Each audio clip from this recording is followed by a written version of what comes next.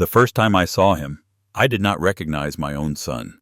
He was standing at the corner of Jefferson and Ninth, where the city funnels its tired people toward the bus depot and the courthouse. Winter wind knifed between the buildings, lifting the edges of a cardboard sign in his hands. His shoulders were hunched the way men hunch when they have learned the world does not care if they freeze. His beard was patchy, his cheeks were hollow. One eye was a shade darker than the other, like it had been punched so many times it stopped healing right. I had been gone 5 years. 5 years of concrete metal doors and the kind of silence that eats at a man's name until all that's left is a number. When I left him everything.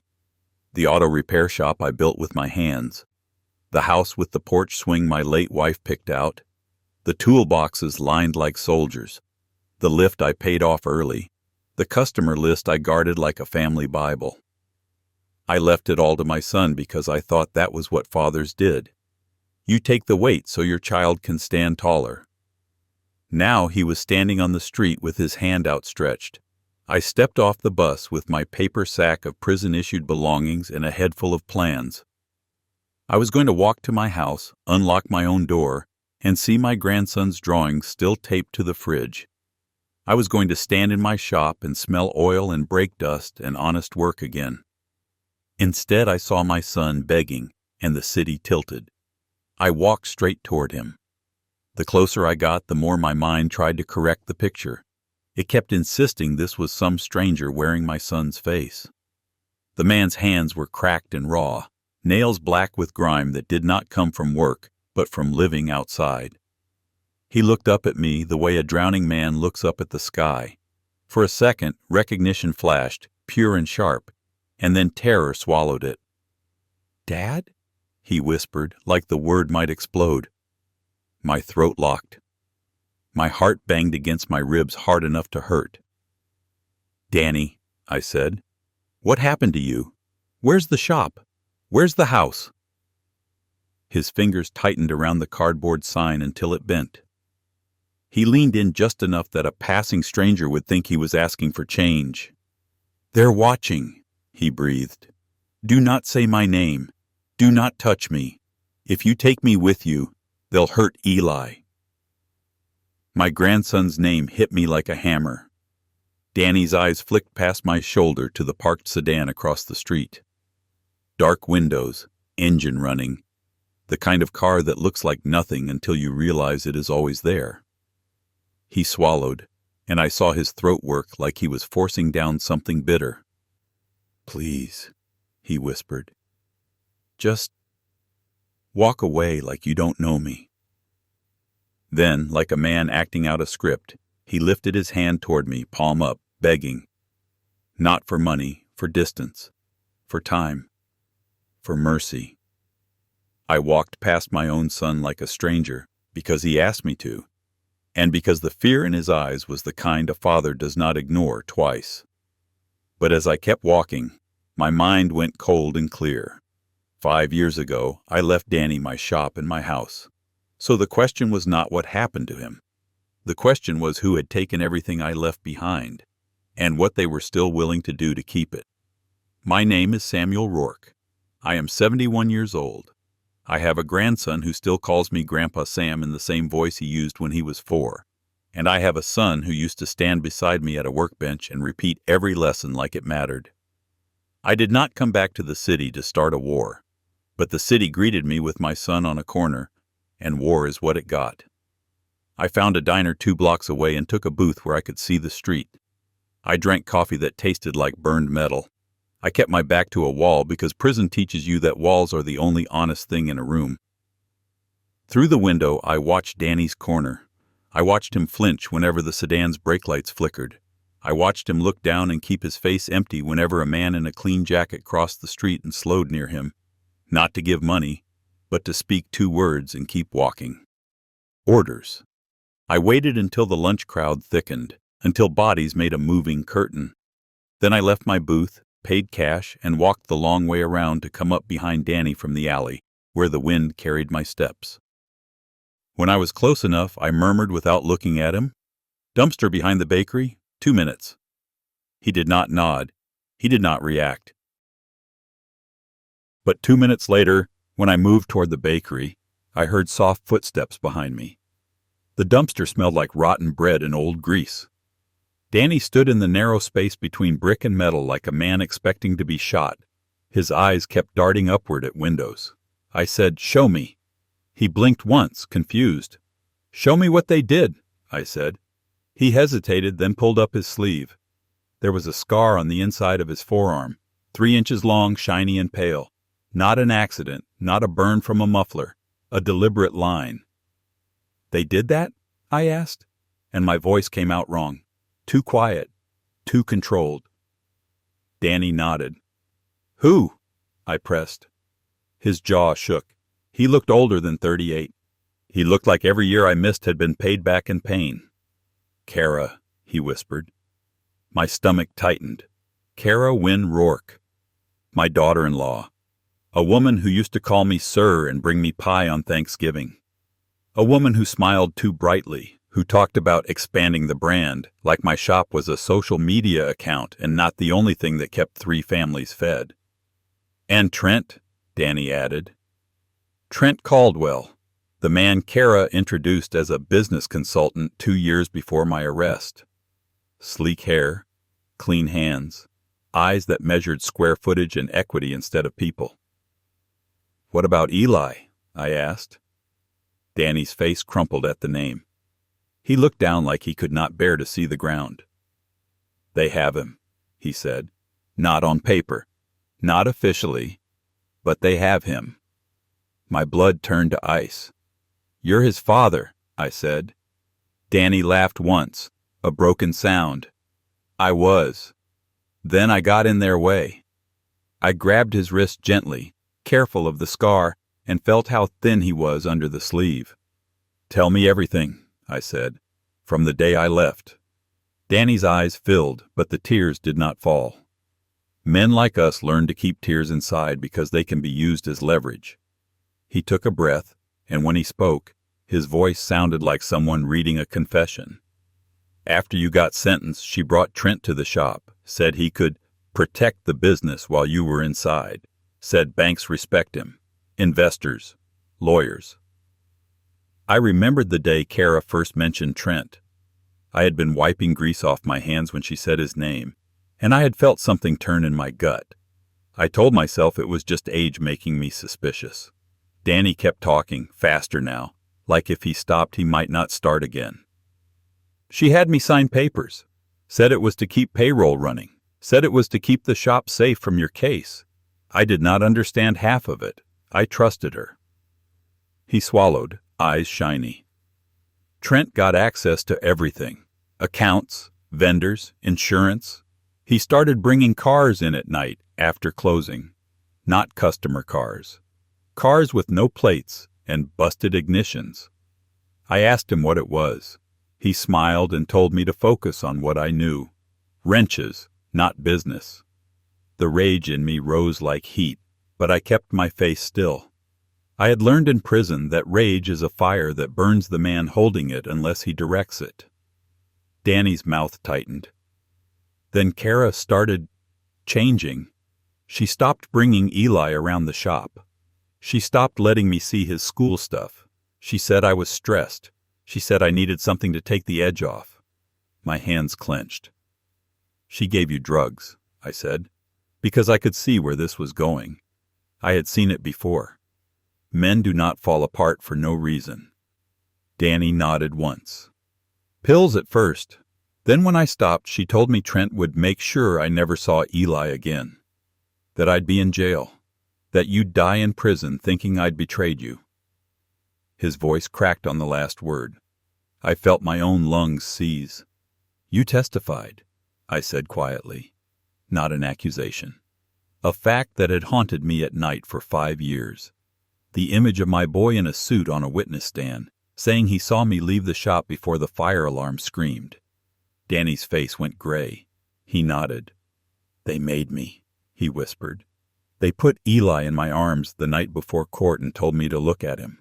Told me if I didn't say exactly what Trent's lawyer wrote down, Eli would be gone. He lifted his eyes to mine. They were wrecked. I hated myself, he said. I still do. My throat burned. I wanted to grab him and shake him and hold him at the same time. I wanted to go back 5 years and stand between him and every threat that ever came near my family. But wanting is for young men. Old men act. What happened after? I asked. Danny's laugh came again, hollow. They took it anyway. He leaned closer, voice dropping. Trent used the shop like a bank. He took loans against it. He ran stolen parts through the bays. He had people coming in with cash, asking for work that wasn't work. Chop shop work.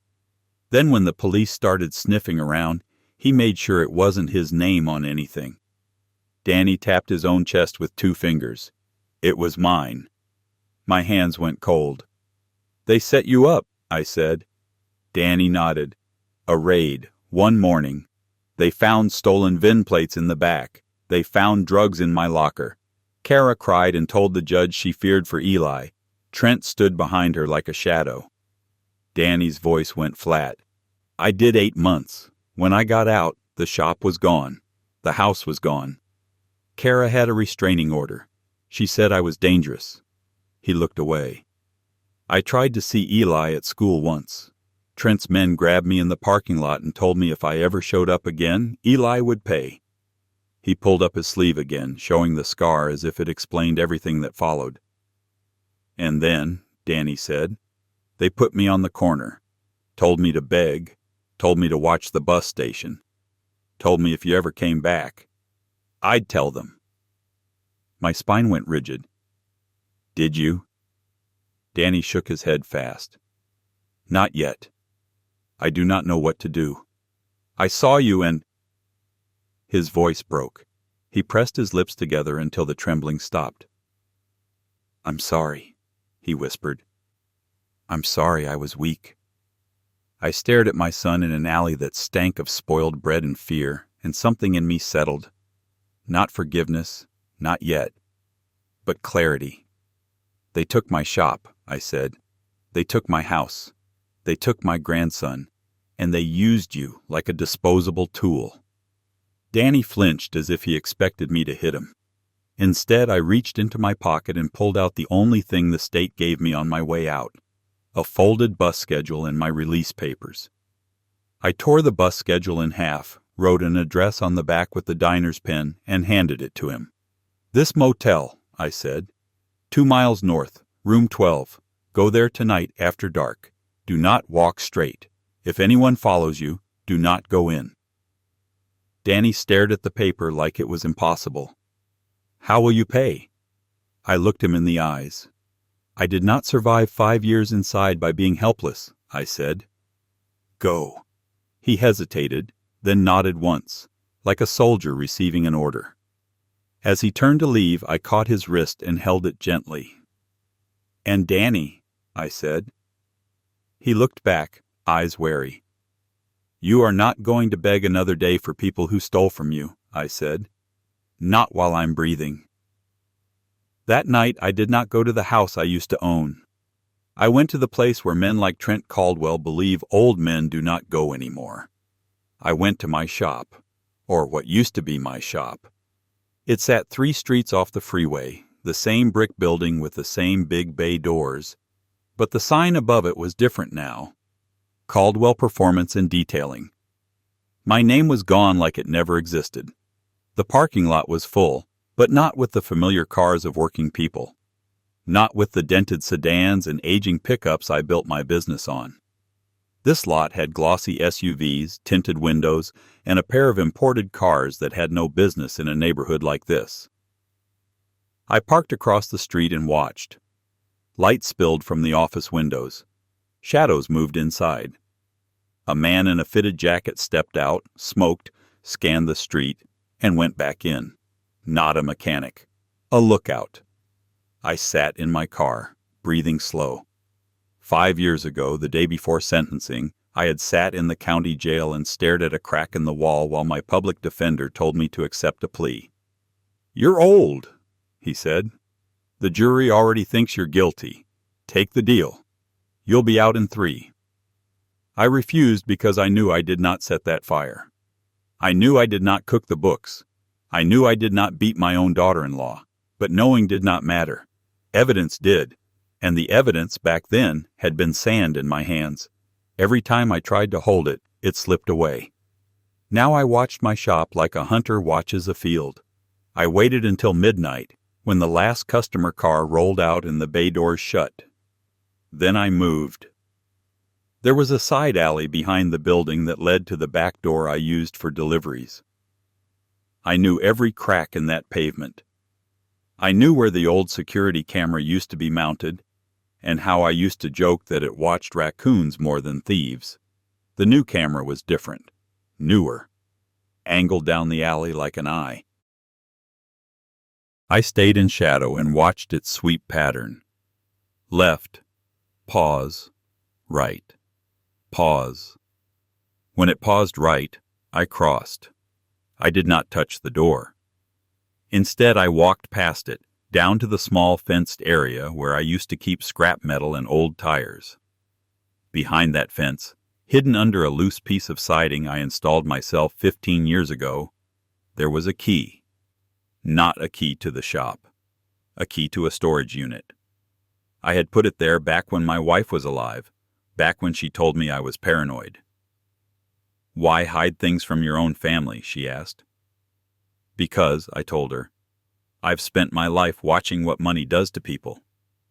I pulled the siding away and my fingers found cold metal. The key was still there. That did not mean the unit was still paid. It did not mean the contents were intact. But it meant something important. Trent Caldwell did not know everything. Not yet. I put the key in my pocket and walked back to my car without once looking up at the camera again. In prison, I learned a man can survive almost anything if he has a plan. Tonight, for the first time, I had the beginning of one. The next morning, I met Danny at the motel. He looked like he had not slept. His eyes were red, his hands shaking. He kept checking the curtains like he expected a gun barrel to appear. I set a paper bag on the bed. Inside, food, water, and a clean flannel shirt. He stared at it. "Where did you get this?" "Work," I said. He gave a bitter smile. "You do not even have a job yet." I sat in the chair by the window and watched the parking lot through a gap in the curtain. "I have something better than a job," I said. "I have memory." Danny swallowed. "Dad, if Trent finds me here—" "He won't," I said. "Not today." He looked at me like he wanted to believe, but could not afford to. I reached into my pocket and placed the storage key on the bed between us. "This is why I didn't go to the house," I told him. "The night before I was sentenced, I hid that key because I knew something was wrong. I couldn't prove it, but I felt it." Danny stared at the key. "What's in the unit?" "Evidence," I said, and watched his face tighten. He shook his head. "There was no evidence." "There was," I corrected. "It just wasn't in the courtroom. It wasn't in Trent's hands. It was in mine." I leaned forward. "The shop had cameras," I said. "Not the cheap ones. The ones with hard drives. The ones I wired myself. And the night of the fire, one camera was not pointed at the bay. It was pointed at the back lot, where the fuel cans were kept." Danny's breathing turned shallow. "I pulled the hard drive out 2 days before trial," I said. "I put it in the unit. I paid 6 months ahead, because that's all I could afford before they froze my accounts." Danny's eyes filled. "Why didn't you tell me?" "Because," I said quietly, "you were already testifying against me." He flinched like I slapped him. I let the words sit. Not cruelty, truth. Then I said, "And because I didn't know if you were doing it because you chose to, or because someone had you by the throat." Danny's mouth trembled. "Go," I said. "We're getting that drive." The storage facility sat on the edge of town, the kind of place surrounded by chain-link fence and cheap cameras, the kind of place criminals love because nobody looks twice at a man loading boxes into a unit. We went in 2 cars. Mine was a rusted sedan I bought with the last of my prison gate cash and a favor from a man who owed me from inside. Danny drove an old pickup that looked like it had not been washed in months. We parked apart. We did not walk together. Paranoia, people call it. I call it staying alive. The unit was still mine. The lock was different, but the manager, when he saw my ID and my release papers, shrugged like he did not care enough to argue. Lots of folks fall behind, he said. We cut locks, auction units. Yours never hit auction. Someone paid it. My spine went stiff. Someone. I kept my face neutral. Who? He scratched his cheek. Cash. Every month. Envelope. No name. Danny's eyes met mine, a question in them. I felt the air thicken. Someone had been maintaining my unit for 5 years, not Trent. If Trent knew about it, it would have been emptied. Not Kara. Kara did not pay for anything she could take. I unlocked the unit and rolled up the door. Inside was dust and darkness and the smell of cardboard, and on the floor, right where I left it, was a small black case. My hands shook as I picked it up, not from age but from the weight of what it could mean. I opened it. The hard drive was there. Danny exhaled like he had been holding his breath for 5 years. But the case held something else now. A folded piece of paper, yellowed at the edges. A note. I recognized the handwriting immediately. Luis Mendoza, my oldest mechanic. The man who stayed loyal when others left. The man who called my wife ma'am and fixed neighbor kids' bikes in the parking lot on Saturdays. The note was short. Sam, I did not know if you were guilty. I only knew Trent was not clean. I kept this safe. I'm sorry. Luis. Danny's eyes flicked up, stunned. Luis. He helped you? I nodded once. Not me, I said. The truth. We took the hard drive back to the motel and plugged it into an old laptop Danny had been carrying like a lifeline. The screen flickered. Video files loaded. Timestamps. I clicked the one labeled with the date of the fire. The footage opened to a view of the back lot. The image was grainy but clear enough. A figure moved near the fuel cage. Then another. They wore hoodies. They moved with confidence, not panic. One lifted a gas can. The other looked directly toward the camera for a second, just long enough that the streetlight caught his face. Trent Caldwell. Danny made a sound like a strangled sob. Then the second figure turned, long hair tucked into a hood, a smaller frame, Kara. Danny's hands flew to his mouth. His whole body started shaking. On the screen, Kara handed Trent something small and shiny, a lighter. Then, as if that wasn't enough, as if the universe needed to twist the knife, the footage caught another scene. Danny stumbling into frame, half-dressed, moving like he was drugged. Trent grabbed him by the collar, pulled him close, and pointed toward the camera.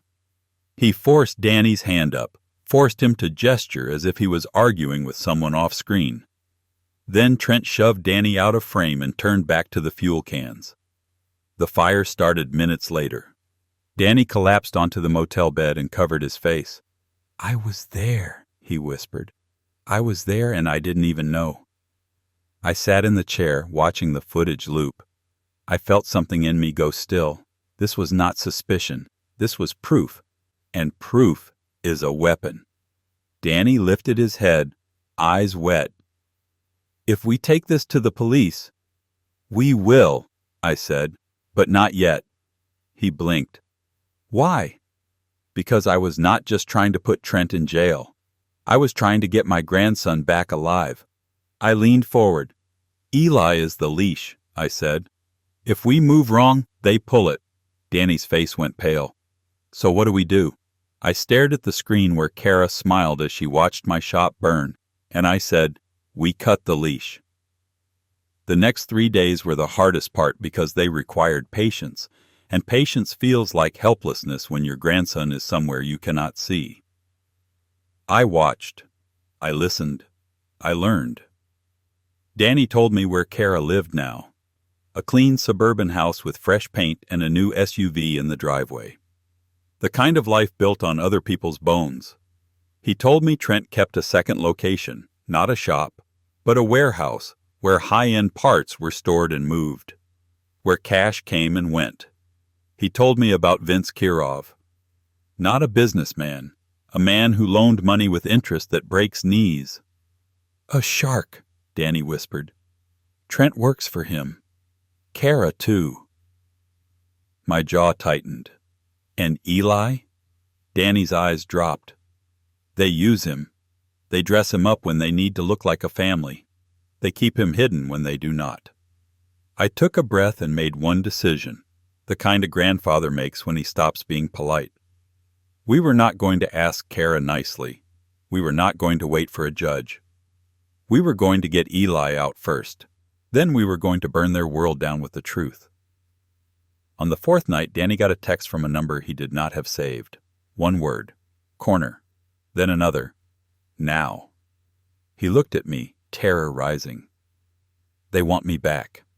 "Good," I said, and he stared like I was insane. "They think you're their messenger," I told him. "You're going to be ours." We outfitted Danny with something simple, not a weapon. A button-sized recorder taped under his collar, the kind of thing truckers use to record dispatch calls.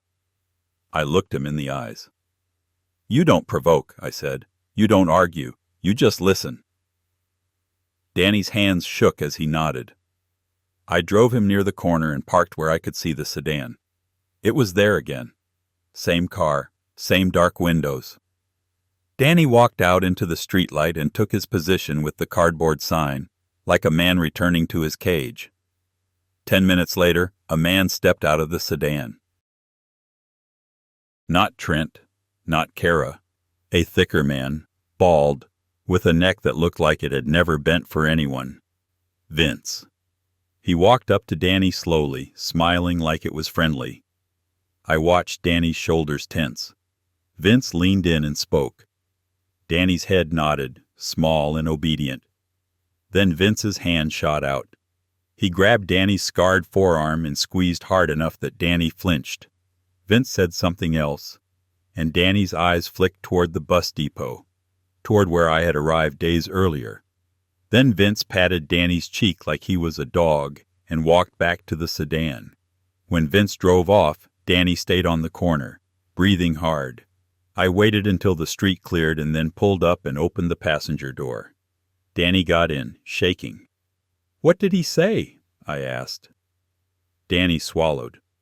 "He said Kara's been nervous. He said if you came back, he wants to meet you." My blood cooled further. Danny's voice dropped. He said, "If I warned you, he'd cut Eli's fingers one by one until I learned obedience." My vision tunneled. For a second I saw Eli's hands, small, always smudged with marker ink, always reaching for my beard when he laughed. I gripped the steering wheel until my knuckles ached. Danny looked at me, eyes wide. "Dad, what are we going to do?" I stared ahead into the dark street. And I said, "We're going to end this quickly." The next morning I went back to Caldwell Performance. Not to sneak, to be seen. I walked in through the front door like I belonged there, because for 37 years I had belonged there. The office smelled wrong. Too clean. Too much air freshener masking too many sins. A young man behind the counter looked up, bored. Then his eyes widened when he saw me. Can I help you?" "I'm here to see Trent Caldwell," I said. The kid swallowed. "He's busy." "I can wait," I said, and sat down in a chair that used to be mine. The kid disappeared into the back. 2 minutes later, Trent Caldwell emerged. His smile was professional, controlled. But his eyes tightened when he saw me.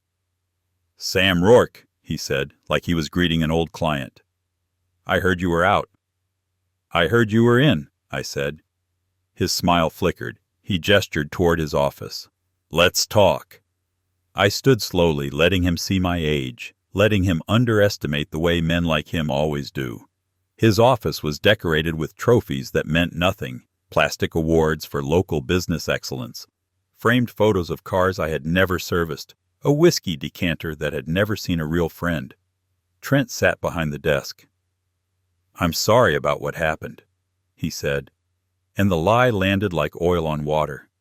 "You framed me," I said quietly. His eyebrows lifted, performing surprise. "That's a serious accusation." I leaned forward, hands on the desk. "I'm not here to argue," I said. "I'm here for my family." Trent's eyes sharpened. "Your family." "Kara," I said. "Eli." At my grandson's name, something cold moved behind Trent's eyes. He leaned back. "Danny told you stories." "Danny is alive," I said. "That's already more than you wanted." Trent's smile thinned. "Sam, you're an old man. You got out. You should take the gift and disappear. You don't want to stir up trouble." I stared at him. "I want my grandson." Trent's gaze held mine.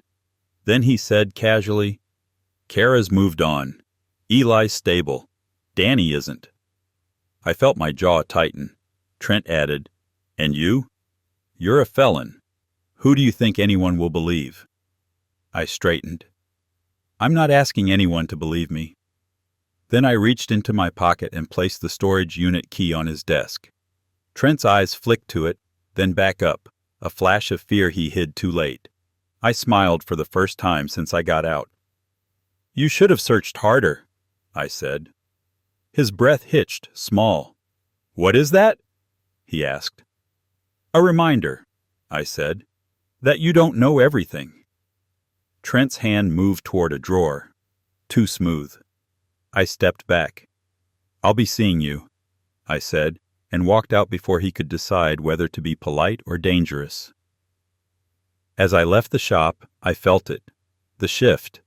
The moment prey becomes aware it's being hunted.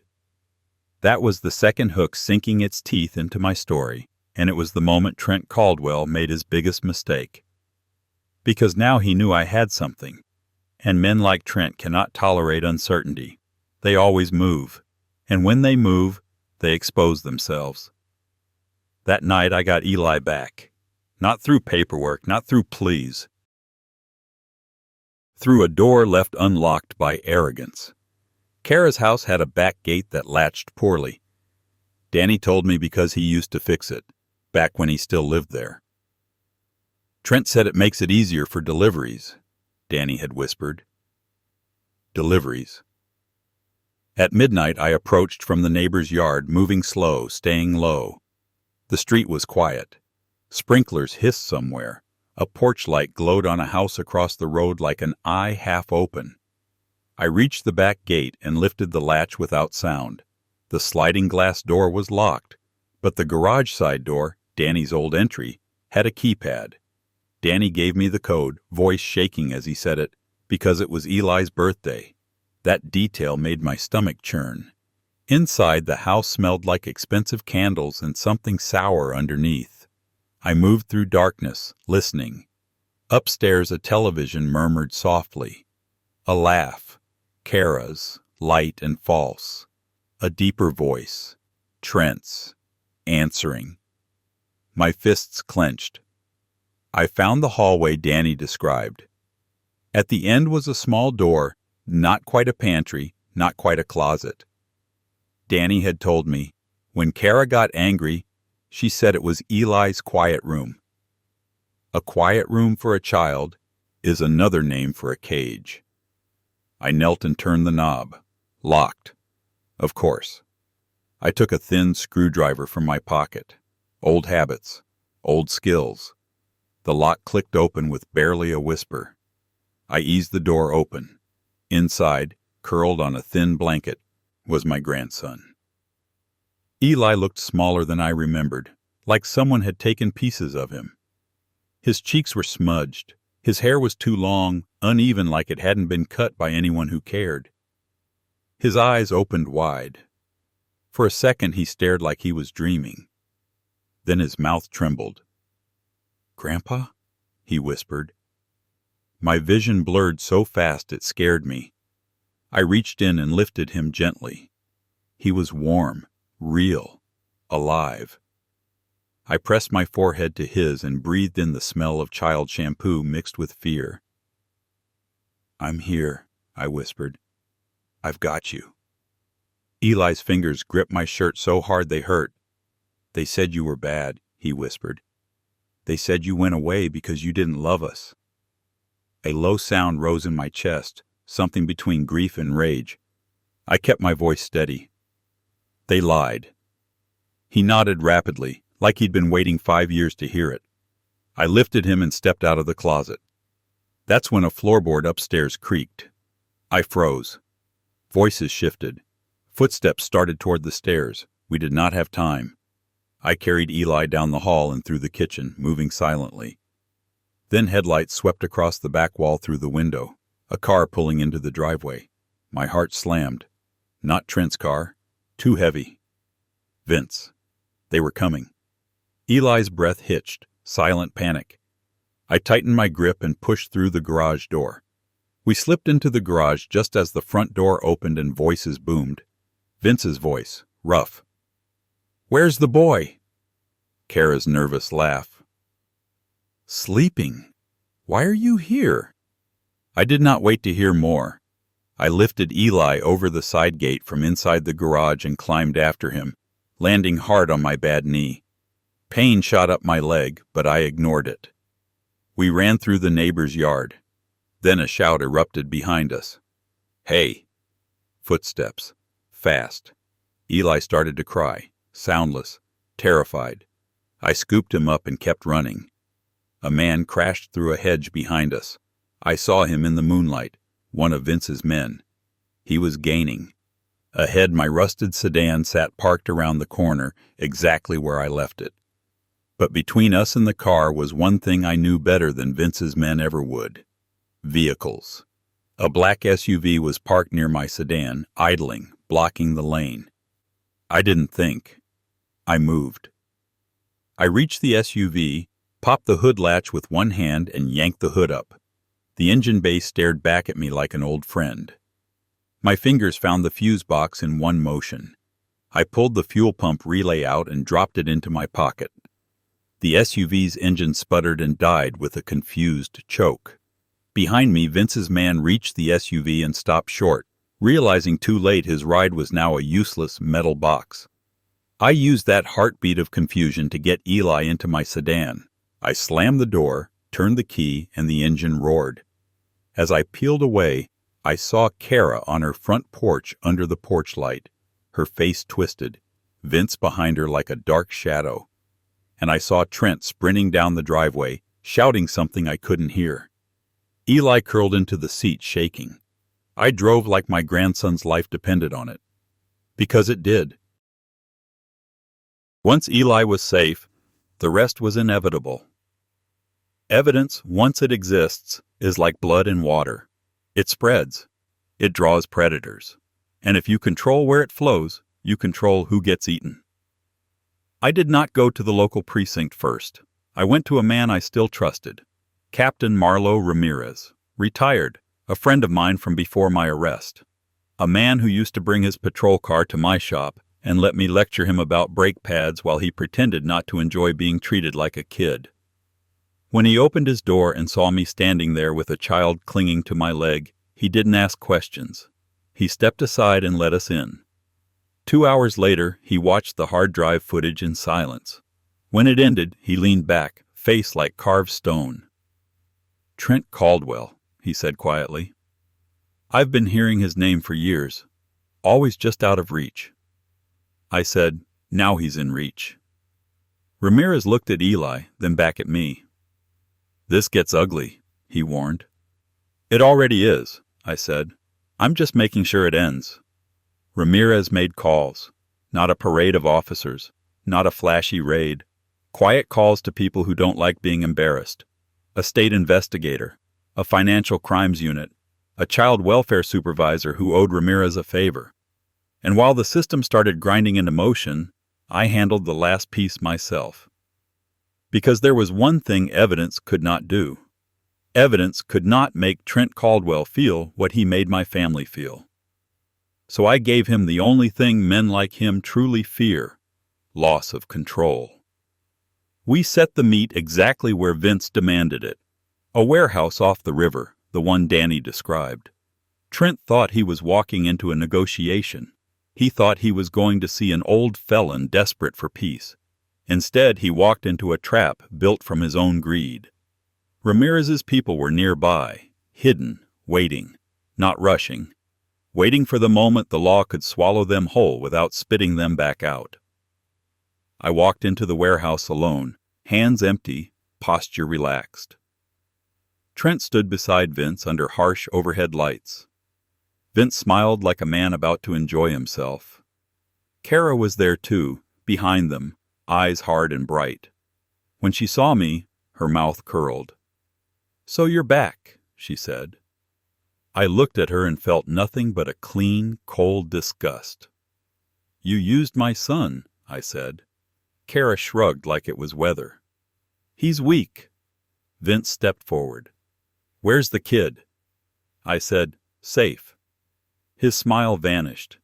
He moved fast, grabbing my collar and slamming me against a steel shelf. Old pain flashed in my shoulder. I didn't flinch. Vince's breath was sour. "You think you can steal from me?" I looked him in the eye. "You already stole. I'm taking back." Trent's voice cut in, sharp. "Sam, stop. You're making this worse." I laughed once, low. "Worse than what? My son begging? My grandson locked in a closet?" Kara's eyes flicked, a flash of something like fear, quickly masked. Trent stepped closer, trying to regain his smoothness. "Give us the drive," he said. "We can settle. You can go live quietly. You're old. You don't want to fight." I said, "I'm old enough to know you don't settle with snakes. You remove them." Trent's face hardened. "You don't have power here." I leaned in, voice soft. "I do now." And that was when Vince made his second mistake. He pulled a gun, a small pistol, lifted casually, pointed at my chest like he was bored. "Then you die," he said. The warehouse went silent. Kara watched, lips pressed tight. Trent's eyes widened a fraction. He hadn't wanted this. He wanted leverage, not murder in his own warehouse. And that hesitation, that tiny crack, is what destroyed them. Because the second the gun appeared, Ramirez's people had what they needed. Red and blue lights exploded through warehouse windows. A loudspeaker boomed, ordering everyone down. Trent's face drained of color. Kara's head snapped toward the exits. Vince snarled, trying to decide whether to shoot me or run. He chose wrong. He turned the gun toward the door. A flash, a sharp report. Then Vince collapsed, not dead, but screaming, clutching his arm as officers flooded in. Trent dropped to his knees so fast his suit pants tore. Kara tried to slip behind a stack of crates. A detective grabbed her wrist and yanked her forward. She screamed my name like it was a curse. Danny, watching from a safe distance with an investigator, looked like he might collapse. I stood still, breathing slow, while the law finally did what it should have done 5 years ago. Trent Caldwell was cuffed. Kara was cuffed. Their faces, once smug, were now blank with shock. And in that moment, I felt something close to peace. Not because I enjoyed their fear, but because my grandson was not in their hands anymore.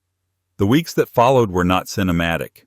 They were paperwork, interviews, careful steps through a system that moves like a tired animal. But for once, the system had teeth. The hard drive footage cracked the case open. Financial records linked Trent to stolen parts, laundered cash, and fraudulent loans tied to my shop's name. Kara's restraining order story unraveled under scrutiny. Vince's threats were corroborated by men who suddenly wanted deals. Danny was offered a choice: remain a pawn or become a witness. He chose to speak. I sat beside him in one interview room and watched him tell the truth with shaking hands. He did not sound like a weak man. He sounded like a man crawling back out of a grave. Eli stayed with me. At first he slept badly, waking up crying, asking if someone was coming to take him back. I sat on the edge of his bed and held his small hand until he fell asleep again. Danny entered rehab. Not a glossy, comfortable place. A hard place that makes men face themselves. He called me from there one night, voice raw. "I'm sorry," he said again. I said, "Get well." He was quiet. Then he whispered, "Do you think you'll ever forgive me?" I stared out the window at the streetlights, at a city that had tried to erase me. And I said, "Forgiveness isn't a switch, son. It's work. You want it? Then work." He breathed out like he'd been waiting for permission to try. 3 months later, I stood outside my shop again. Not Caldwell Performance, not a warehouse. My shop. The sign read, "Rourke Auto Repair." I ran my hand over the fresh letters and felt the weight of my own name return to me. Luis Mendoza stood beside me, older now, hair more gray, eyes tired. He didn't smile. He just nodded once. "I'm sorry," he said quietly. "I couldn't do more." "You did enough," I told him. Inside, the bays smelled like oil and steel again. Danny came in behind me, clean-shaven, eyes clearer. He moved slower, like a man learning how to live without numbness. Eli ran ahead, laughing, and grabbed a marker from the counter. He drew a crooked picture on a piece of paper, 3 stick figures holding hands. He wrote in messy letters, "Grandpa Sam." Danny stared at it like it was a miracle. I put a hand on my son's shoulder. "We start again," I said. Danny nodded, throat tight. "Yes." Outside, the city kept moving. People hurried. Cars honked. Winter wind pushed trash down the curb. But inside my shop, in the place I built and nearly lost, my family stood together. And for the first time in 5 years, I felt something stronger than rage. My grandpa's words really happened. I believe him. If you want more true tales like this, hit subscribe.